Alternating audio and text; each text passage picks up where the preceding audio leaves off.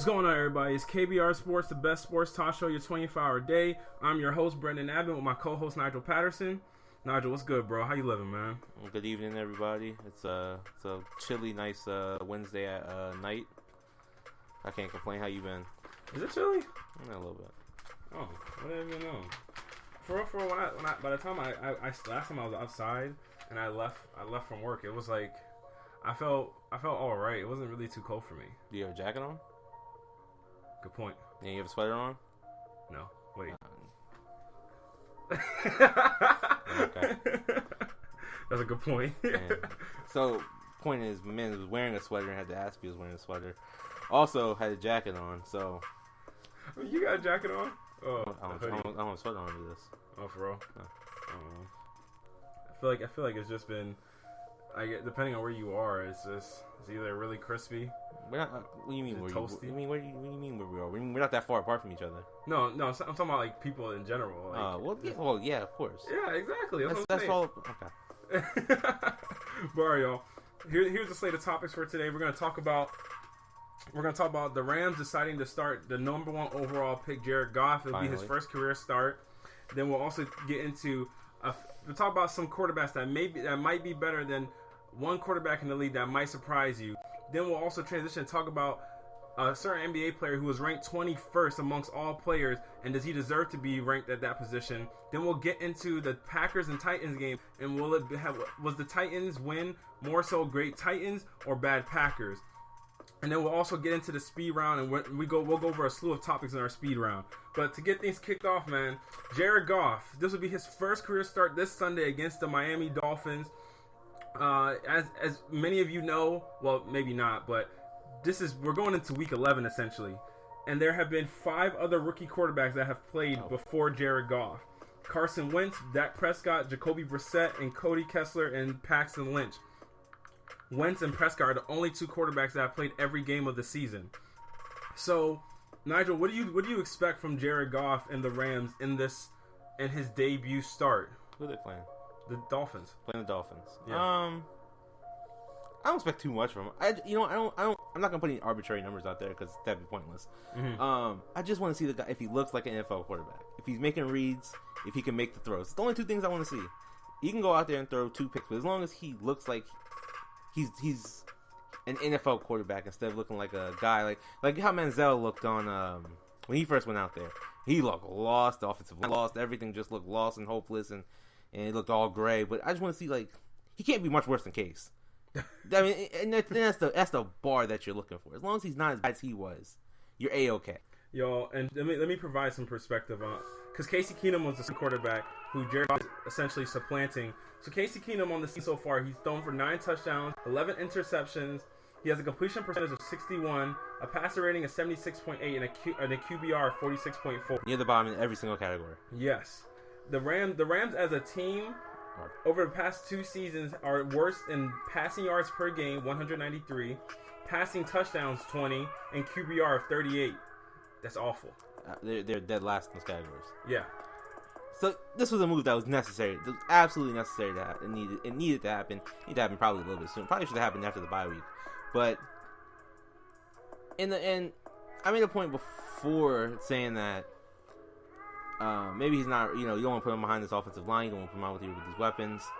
And then the point, I guess, to counter that would be that the best way he's going to get reps is being out there actually playing games and taking reps.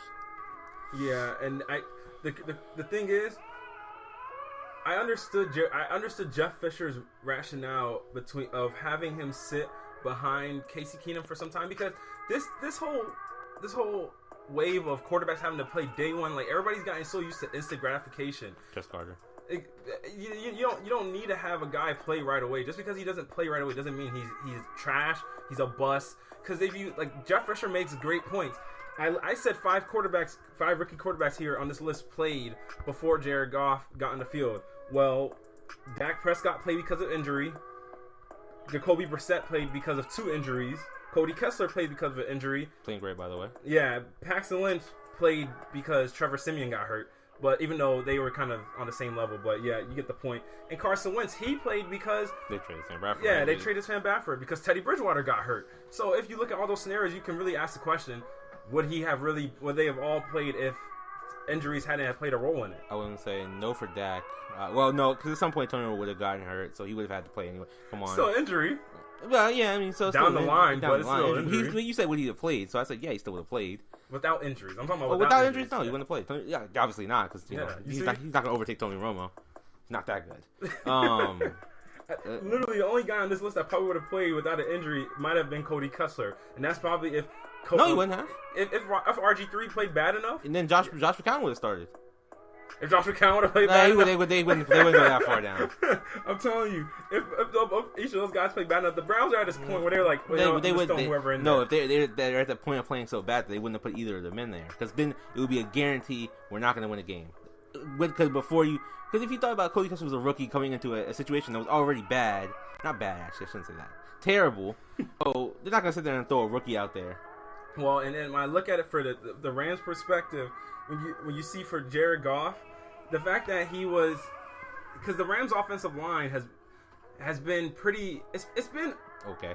Okay, yeah, it's been okay in terms of pass protection. Where it's really lacked has been the run game, blocking. I mean, currently right now it is ranked 20 amongst all offensive lines going into week 11. It's ranked 26, and it was ranked about 14th in pass blocking. So and they allowed 92 total quarterback pressures on Casey Keenum.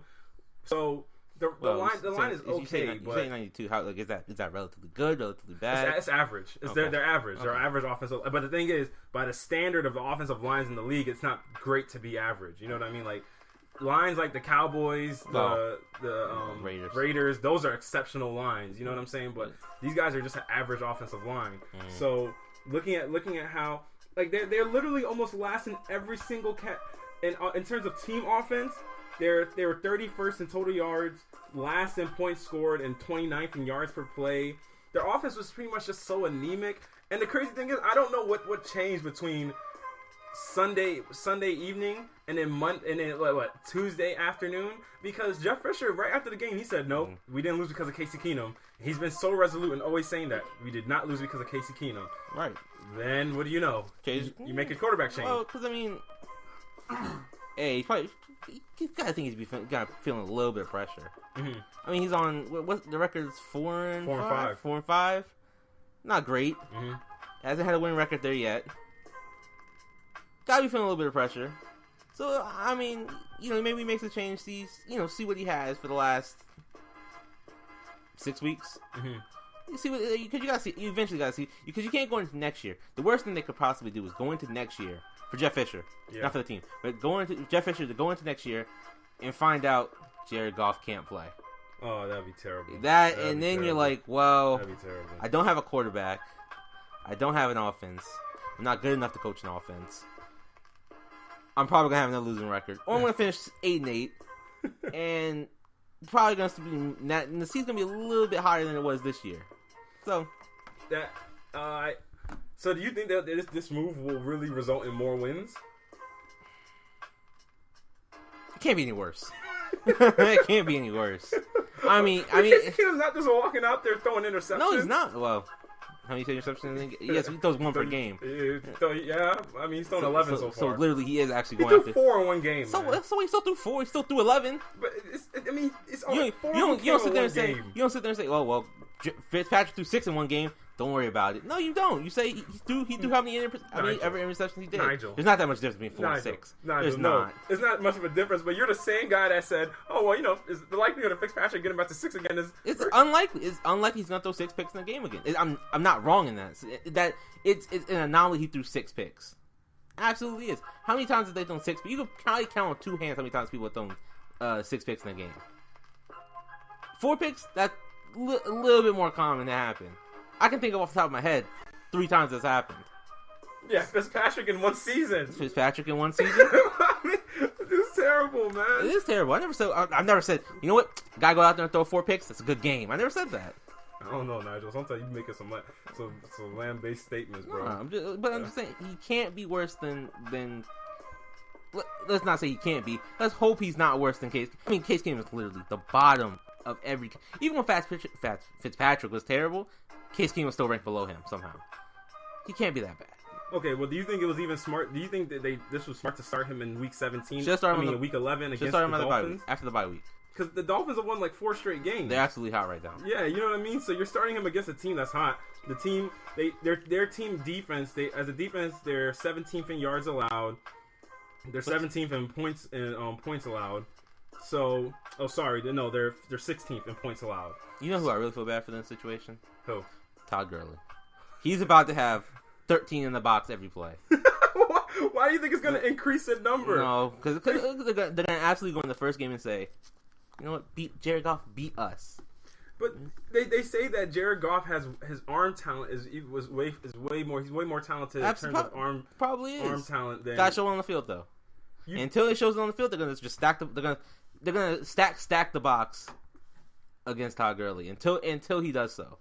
I mean, they already did it against Casey Keenum. That's what I'm saying. But, it's gonna be literally 2 corners out there and maybe a safety.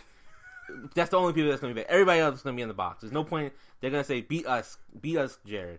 Nobody to cover the pass. Oh my gosh, that's so weak. No, that's not actually gonna happen. Yeah, but engage 8 on him. entire game.